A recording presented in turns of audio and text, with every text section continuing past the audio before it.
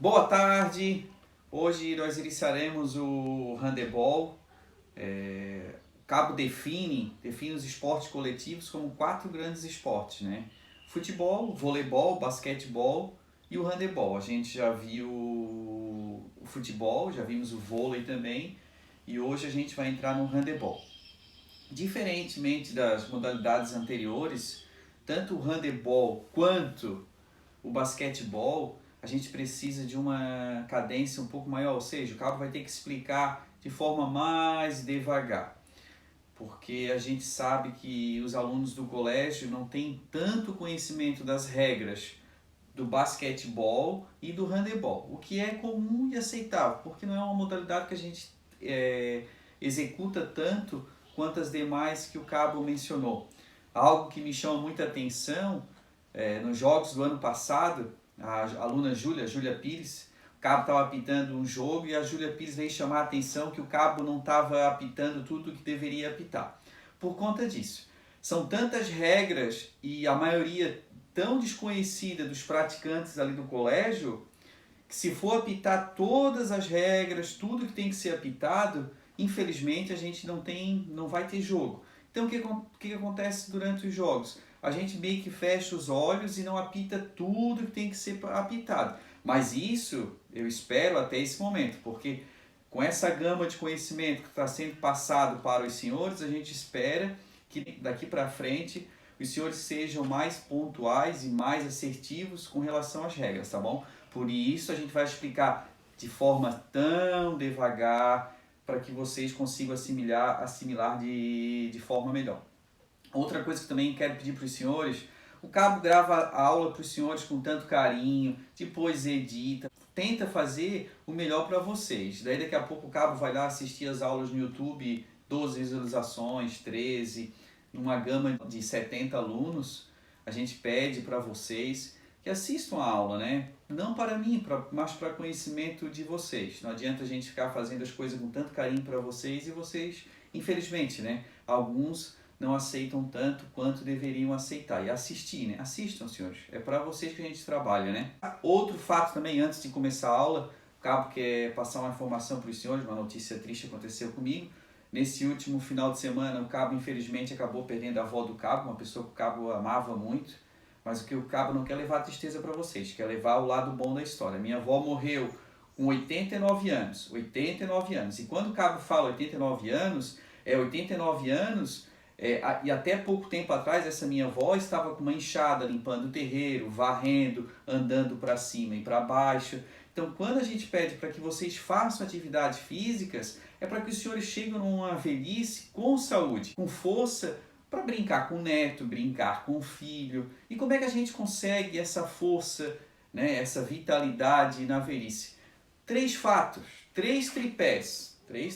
Primeiro, parte psicológica, alinhada também à parte espiritual e religiosa. Quando a gente fala parte psicológica, eu vejo que cabo vê muitas pessoas, adultos, jovens, que uma mínima coisa, um mínimo de coisa, já ficam nervosos, já ficam estressados, cai algo no chão, já fica todo nervoso, já sai brigando com Deus e o mundo, um irmão faz algo de errado, a mesma coisa. Então, senhores, o estresse, o que acontece com o estresse? Leva ao envelhecimento das células, consequentemente a velhice. Não estou dizendo para ter sangue de barata e ser calmo igual a água de poço. Mas se algo deu errado, mantenham a calma e tentam consertar. Caiu, procurem arrumar força para se levantarem, senhores. Isso é um fator psicológico. E o religioso alinhado, né? O religioso para que os senhores consigam explicações, calma necessária, né? Devido às questões religiosas. Segundo fator, a alimentação. Não adianta só comer algo que não seja produtivo biologicamente para vocês. Tem que comer bastante fruta, bastante verdura, entendeu? Não estou dizendo que não pode uma vez e outra comer um McDonald's, uma Coca, mas a exceção não pode virar regra. Ou seja, deixar de comer uma vez ou outra fruta e verdura e na maioria das vezes fast food, né? Lanche, pizza, uma vez ou outra é aceitável, né? Então tá, alimentação, psicológico e outro, atividade física. Atividade física. Não estou dizendo que o cabo, uma vez ou outra, também deixa de fazer atividade física. O que não pode é ficar semanas, meses, sentado no seu quarto jogando videogame, brincando no computador. Não custa isso. A gente tem que exercitar. Nosso corpo é uma máquina que quanto mais a gente usa, melhor ela fica. Se nós ficarmos muito sentados, deitados, né, essa máquina começa a enferrujar. Quando a gente quer, ela não vai funcionar. Então voltamos, por exemplo, da minha avó. Minha avó nasceu em outra geração, uma geração que tudo dependia da parte física. Hoje a gente tem carro, a gente tem vários eletrodomésticos que fazem tudo, né? Então, pessoas mais antigas usavam mais o físico. Então, por isso elas chegam à velhice alinhado, né, hoje ao desenvolvimento médico, então elas chegam a uma velhice de forma mais saudável. Outro fator também, quem era mais antigo, não tinha esses alimentos que o Cabo mencionou, fast food, pizza, então comia coisas mais saudáveis. Tá bom? Então, para o próprio bem dos senhores, fiquem atentos a esses fatores que o Cabo mencionou e vamos para a nossa aula, né? Daqui a pouco dá 1 hora e a gente não sai do lugar. O handebol surgiu na Alemanha, pelo alemão, um professor de educação física chamado Karl Schlenz. Quando surgiu o handebol? Surgiu em 1919. Quando o Cabo fala quando surgiu, a gente fala sempre a modalidade de forma moderna. Se a gente for ver, todo esporte não surge do acaso. Hoje foi inventado o handebol, hoje foi inventado o vôlei. Isso remonta lá da Grécia Antiga, Roma, China. Então, tudo vai se desenvolvendo. Quando o Cabo fala, quando é que surgiu o handebol? Quando surgiu o futebol? A gente se refere ao futebol moderno, ao handebol moderno, ao voleibol moderno, porque nada surge ao acaso, como eu falei há pouco. Tudo vai se desenvolvendo. Então o handebol moderno surgiu aonde? Em 1919, na Alemanha. Fiquem atentos à data, 1919. A Primeira Guerra Mundial terminou em 18. Isso é um fator muito importante. Por quê? E durante a Alemanha, um dos grandes participantes da Primeira Guerra Mundial, havia muitas pessoas que ficaram ali decorrentes da Segunda Guerra. Essas pessoas, ao retornar para os seus locais, elas levam junto o handebol, as regras, como é que se jogava, entendeu?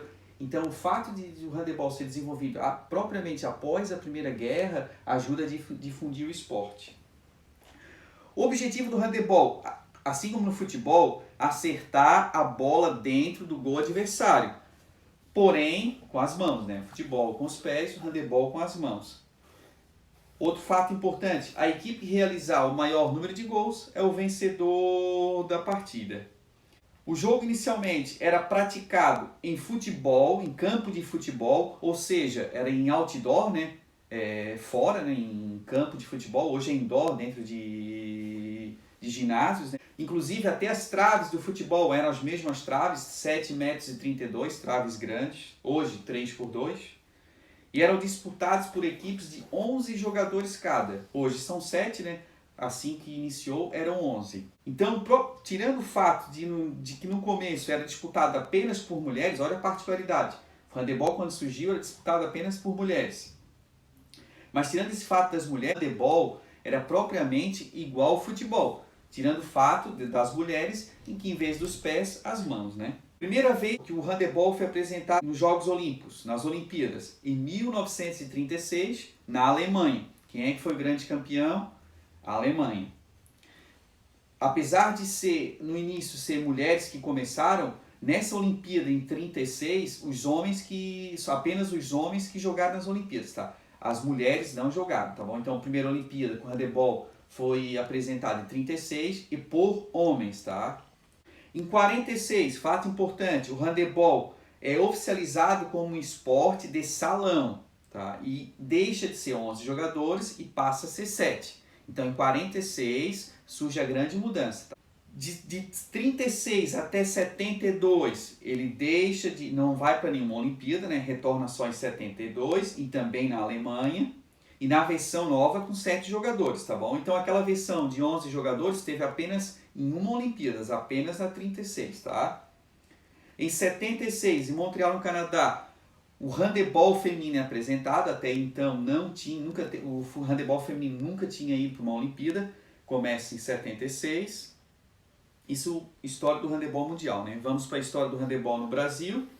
O handebol surgiu no Brasil após a Primeira Guerra Mundial. Olha o que o Cabo falou, que várias pessoas lá na guerra, né? Aí é apresentado o handebol. Olha como é que surge no Brasil. Esses imigrantes vêm para o Brasil após a Primeira Guerra Mundial e trazem o handebol. Em 79, criada a Confederação Brasileira de Handebol. Até essa data, até 79, o handebol no Brasil bem devagar, tá bem pouco jogado. Jogos Pan-Americanos, Brasil, né? Isso é referência no Brasil. O Brasil em 99 no Canadá. O Brasil conquista a primeira medalha de ouro em Jogos Pan-Americanos. E desde então, desde 99, a equipe feminina de handebol do Brasil é sempre a primeira colocada, tá? Então, desde 99, o Brasil, isso falando do time feminino, sempre ganha os Jogos Pan-Americanos, tá? Ou seja, Jogos Pan-Americanos é disputado aqui na América. Então, nós temos América Central, América do Sul e América do Norte. América do Norte, Canadá e Estados Unidos. Apesar dos dois, o Brasil sempre ganha. Antes de continuar também, é bom a gente salientar. Handebol, senhores, onde está a superioridade do handebol? Europa. Tá? Tanto é que aqui no Brasil, apesar de ter os Estados, aqui na América, apesar de ter os Estados Unidos, o Brasil é o grande vencedor. Mas as potências do handebol estão na Europa, tá? Não aqui na América.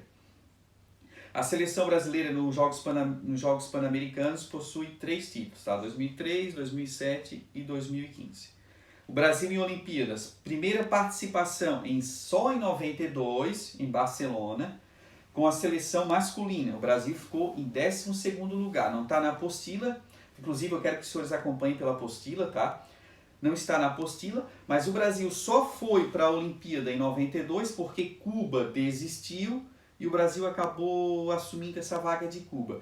Mesmo assim, o Brasil vai para a Olimpíada, tem 12 participantes e o Brasil acaba ficando com o último lugar. Em 96, em Atlanta, o Brasil derrota o Kuwait, foi a primeira vitória no handebol numa Olimpíada do Brasil. O Brasil derrota o Kuwait e fica em 11º lugar nessa Olimpíada. O 11º lugar significa o penúltimo lugar, tá? Ainda o Brasil bem fraco em Olimpíada. Em 2000, em Sydney, na Austrália, primeira participação do handebol feminino em Olimpíadas. Senhores, agora quero que os senhores fiquem bem atentos. Aqui o grande salto da qualidade do handebol no Brasil. Em 2013, na Sérvia, a seleção brasileira feminina, tá? Conquista o maior título histórico do handebol. O Brasil se consagra campeão mundial de handebol, derrotando na final as donas da casa, que era a própria Sérvia, tá? Nas Olimpíadas de 2016, o Brasil, por ser o atual campeão do mundo, era o grande favorito, mas infelizmente o Brasil acaba sendo derrotado para a Holanda. E o Brasil fica em 5º lugar na Olimpíada do Rio de Janeiro. Esse 5º lugar, apesar de ser um dos grandes favoritos para o título de ouro, esse 5º lugar foi a melhor colocação numa Olimpíada, tá? Do Brasil. É bom frisar também que 2016 foi a última Olimpíada, que a Olimpíada e Mundial são 4 em 4 anos. A Olimpíada ia ser esse ano no Japão, mas devido à pandemia, infelizmente, foi cancelado. Na verdade, infelizmente, mas era obrigatório esse cancelamento, né? Provavelmente a Olimpíada será o ano que vem. E a Holanda, que derrotou o Brasil, se sagrou a grande campeã do torneio. Para finalizar o assunto de hoje, então, outro ponto bem importante. Lembre-se, Brasil, campeão mundial feminino em 2013. Quem são os grandes jogadores do handebol no Brasil, historicamente falando? Apesar de ter mencionado grandes jogadores, são grandes jogadoras. O Brasil já teve 2 jogadoras eleitas a melhor jogadora de handebol do mundo. Nós temos a Alexandra Nascimento, eleita a melhor jogadora de handebol do mundo em 2012. Brasil, ela ganhou em 2012 e o Brasil foi campeão em 2013. Para os senhores verem como uma coisa está relacionada à outra. E nós temos a Duda Amorim. A Duda Amorim, uma catarinense de Blumenau, bem conhecida no mundo, tá? eleita a melhor jogadora de handebol do mundo em 2014 e 2019 eleita a melhor jogadora do mundo da Europa. Lembrando que a Europa, grandes potências mundiais. Então, 2012 e 2014, o Brasil já tivemos eleito 2 vezes jogadores com melhores do mundo. A Alexandre Nascimento hoje, cara, pode ser que esteja enganado, tá? Mas deve ser perto disso. A Alexandre Nascimento hoje tem 39 anos e a Duda Amorim tem quase certeza, 33 anos. A Alexandre Nascimento continua jogando, a Duda Amorim tem mais um período pela frente. As duas ainda querem jogar essa Olimpíada do Japão. Senhores, por hora era isso. Semana que vem a gente começa a entrar num assunto mais técnico, tá? O Cabo quer desejar para os senhores um bom final de semana, fiquem com Deus e até a aula prática daqui a pouco. Vamos lá então, a parte boa da aula, a parte física. Antes de começar a parte física, eu quero elogiar alguns alunos. Hoje eu vou elogiar 3 alunos que me chamaram muita atenção, que é a Letícia Fontoura, a Mariana Bueno e o Luan. Sempre fazendo as atividades físicas de forma correta, todas as atividades sempre fazem ultimamente. Então, parabéns e continuem assim, tá? Parabéns para os 3, espero no futuro bem próximo estar falando mais nomes aqui, tá? Apesar de saber também que tem vários outros alunos que estão fazendo atividade física, então parabéns e volte e meia. Parabéns para vocês também, né? E volte e meia o Cabo vai estar mencionando o nome desses outros aqui, tá bom, senhores? Espero cada vez mais falar mais nomes. O que será a prática hoje? Hoje nós vamos trabalhar o exercício aeróbico, exercício de resistência. O que será hoje? Uma corrida de 5 minutos, tá? 5 minutos correndo. Quem conseguir correr os 5 minutos sem parar, show. Quem precisar, estiver muito cansado, precisar caminhar ou mesmo dar uma parada, tranquilo, tá? Mas tentem, senhores, porque é mais ou menos assim, ó, até o 3º minuto, os senhores estão num sistema anaeróbico, que é o de força. Do 3º minuto, mais ou menos, tá? Depende de cada pessoa. Do 3º e em diante, vocês entram no sistema aeróbico, que é o de resistência. Então, dessa mudança de sistema energético, a pessoa começa a dar uma dor no peito, começa a faltar ar. Quem passar essa transição, tá? Garante para vocês, vai ficar correndo 1 a 2 horas sem parar, senhores. Então tem, claro. Se não conseguir, será aceitável, bem tranquilo, podem caminhar ou mesmo descansar, tá bom, senhores? Então, corridinha bem tranquila, a gente já fez esse exercício lá no colégio, só que lá foram 6 minutos, hoje será 5, tá bom? 5 minutos correndo então, só marcar o relógio, tirar uma foto ou mandar um videozinho pro carro, tá bom, senhores? Atenção, valendo!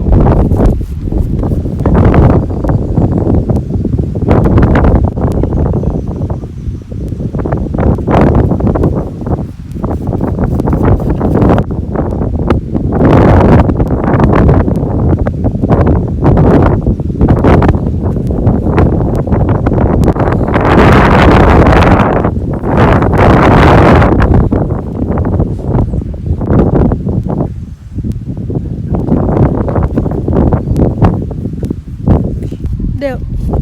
Bom, então, 5 minutos é o mínimo, tá bom, senhores? É o mínimo. Obrigado, então, até semana que vem. Fiquem